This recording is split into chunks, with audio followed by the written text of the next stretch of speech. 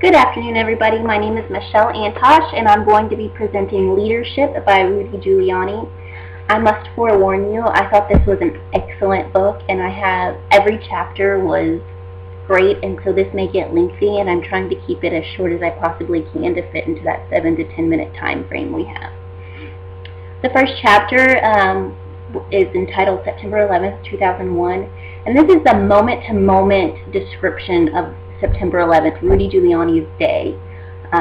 There are no words for me to explain this chapter. It is emotional, it is tear-jerking, it is very intense, the descriptions that he gives. If you don't read this book, read this first chapter. It was quite amazing. He doesn't talk specifically about leadership tactics, but just to watch how things go throughout this day, you can see his ability. The initial command center, in fact, was in 7 World Trade Center. So throughout all of the chaos that day, he had to implement a temporary command center so that he could deal with what was going on in the city. Next chapter, first things first. He was a firm believer in daily morning meetings. Every day at 8 a.m. he met with his staff. They discussed the problems that each department had. And the reason he did that was so that he could gain control and be aware of any scenarios that could present themselves within the day. He talked a lot in this chapter about starting with small successes and always sweating the small stuff. And these kind of interrelate to each other. He talks about the squeegee man in New York, which was a huge issue and kind of a turnoff for tourists. And if you're not familiar with the squeegee man, what that is, it's the guy who comes up to your car to wash your windshield and then demands you to give him $5.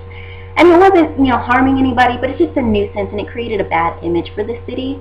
So he started ticketing these men for jaywalking, which allowed police officers to get them off the street. And in the meantime, it also allowed them to run background checks on these guys or look for warrants, and ended up putting a lot of these criminals behind bars because of a simple jaywalking ticket. They were able to find other things, which brings us to broken window theory, which talks about a criminal who starts breaking windows or doing graffiti or things like that can ultimately result into somebody who's less fearful of the law and become a burglar, for instance. And so he always said that it was important to address small stuff because you never wanted something to excel into a really big thing. Prepare relentlessly. By the time Rudy was in office, he had already created an entire staff. While he was running his campaign, he actually had one of his staff members interview people so that by the time he was in office, he had a team in place and was ready to go. Visualize things for yourself, identify potential trouble, and start dealing with it beforehand. In other words, know what can happen. Be prepared. Always expect or plan for the worst. Instill preparedness in others. Rudy's assistant Bruce was his best example of instilling preparedness around him. Bruce was known for counting the steps from the car that Rudy was getting out of to the bathroom so that he could go to the bathroom, and the number of steps to the women's bathroom so that his wife could go, the number of steps from the car to the seat that Rudy was taking. He was just very prepared, and because he was so prepared, it made Rudy that much more prepared to do what he needed to do as mayor. Everyone's accountable all of the time. Rudy had a sign on his desk that said, "I'm responsible." And I think that speaks volumes about people when you're telling everyone who walks in your office, "I'm accountable, what goes through this office is my responsibility." He talks about managing crime reduction, which was a huge issue in New York. They created the CompStat program, which is a data program that tracks criminal activity, and what it did was create accountability across the board. The boroughs, the different boroughs in New York, different departments, police departments, could not use excuses anymore because it was plain and simple data. Your department is failing, your department is doing well. He also talks in this chapter about doing what's possible and trying what's not. He talks a lot about children's services, which was in very, very poor condition when he went into office. By the end of his mayoral term, 2 terms, he had adoption rates up and children crimes or crimes against children down.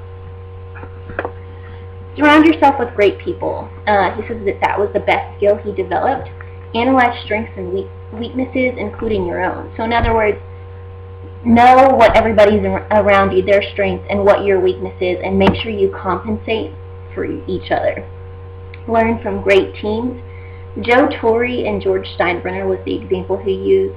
Rudy Giuliani was a huge Yankees fan, so it was only fitting that he used this example. Joe Torre was known always to be too soft, Steinbrenner too hard. The combination of the two of them made one heck of a team, obviously. He also talks about resumes not being everything. Don't single somebody out because they didn't graduate college. Don't single somebody out because they didn't graduate from Harvard. Don't assume that because they graduated from Harvard that they're the ideal candidate. Make sure that you sit and meet with these people and learn their background. He talks about motivating his employees. Allow employees to encounter challenges because it makes them better people. Reflect, then decide. Making the right decision is the most important role of a leader. It seems obvious that would be, a blatant description, but if you sit there and think about it, that is really your job as leader. This is what you do. I mean, outside of what your specific job is, you are there to make good decisions. Decisions aren't as easy as picking between good and evil. He talks about John McCain and George Bush when they were running for a Republican candidate for president. Rudy was a very good friend of Mr. McCain's, but he ended up supporting George Bush for president because he thought he was a better candidate for the job. He also talks a little bit about battling cancer. When he was battling cancer, he took quite a long time to make the decision as to what treatment he was going to do because he reflected for quite some time and then decided. Be ready to pull the trigger when time is short. He said it's hard to find a balance between speed and deliberation. As a leader, you must deliver carefully, but you must use a timely process in doing so. Use creative tension and hear people out. Just because somebody disagrees with you doesn't mean that you should automatically shut them off. Hear them out and use that tension as a way to promote positive discussion throughout your group. Under-promise and over-deliver. A leader must not only manage results, but expectations. Promise only when you're positive. Don't turn a victory into a defeat. He gives the example of schools promising 85% pass rates, and then when they only get 80%, it's still a good score, but it in itself is a defeat because you overpromised. He said, under-promise, over-deliver. Develop and communicate strong beliefs. Great leaders lead by ideas. Re-examine beliefs. This is where he talks about his transition from being a Democrat to a Republican, which is kind of cool because a lot of people get pigeonholed because their dad is this or their mom is that, and it's his discovery process of what his core values were and how he made those decisions and how they guided his values from there on out. Communicate strong beliefs. Be direct and unfiltered. The importance of language.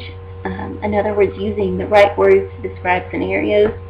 Stick to your word and tailor the message to the listener.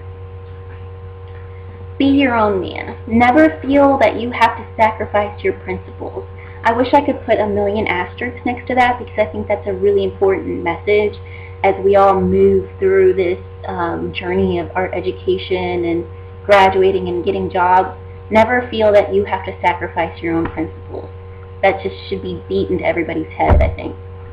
Set an example, defy expectation, and don't let critics set your agenda.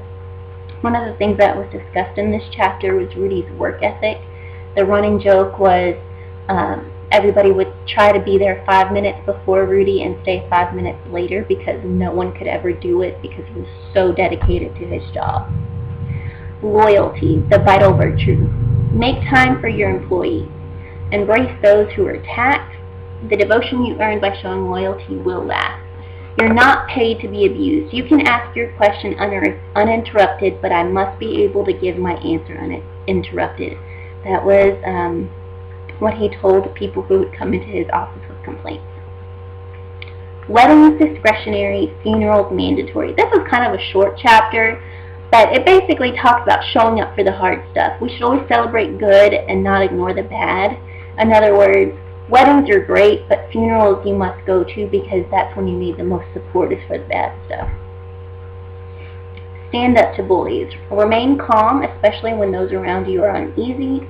Someone who stays unruffled has a great advantage when it comes to helping people. Those were two things that his dad had taught him. He talks about going into a fight with a plan. Don't exceed the pig factor, which is the ability to abuse your power. And don't overreach. Study, read, learn independently. Teach yourself first. Don't leave it to the experts. In other words, have great people around you who know what they're doing, but have some knowledge in that particular topic so that you can make your own decisions as a leader. Don't rely too heavily on people around you. Organize around a purpose. Decide an organization's purpose and move forward from there. This was really important, I thought, to put in this presentation because he talks about the New York school systems a lot and how a lot of the school systems had this sort of misaligned value set that they forgot that they were there for the children to learn, to be educated, and it wasn't just a place to get a job and maintain that job and get tenure and not have to work and do what you needed to do. Chart it, understand it. Charts allow for accountability. There's no way to duck the problem. He talks about how by putting an idea on paper, charting it, you allow yourself a game plan. When I delegate, I delegate. Hire good people, not yes men. And that goes back to what he was talking about earlier, the study, read, learn independently. Hire good people, not people who are just going to do what you tell them to do, that are going to challenge you. And that's why it's important for you to know have your own information about things. Sometimes add, sometimes subtract. There's no rule about the size of a well-run agency. Bribe only those who will stay bribed. Confine dealings to people one trusts completely. Trust but verify. Can that person deliver? He brings up his dealings with Yasser Arafat in there, which I don't really have time to discuss that, but really funny story about Rudy asking Yasser Arafat to leave a show he had put on for the UN. The last chapter, recovery, just kind of reiterates what he had talked about throughout the book as far as being a leader. A leader should be anticipating all the time. Staying deliberately calm would help me figure out the right answers. Let those who work for you and others you lead know that you will be there through good times and in bad. And I think that's probably the most important message that this book talked about. A lot of his stories were related back to 9/11.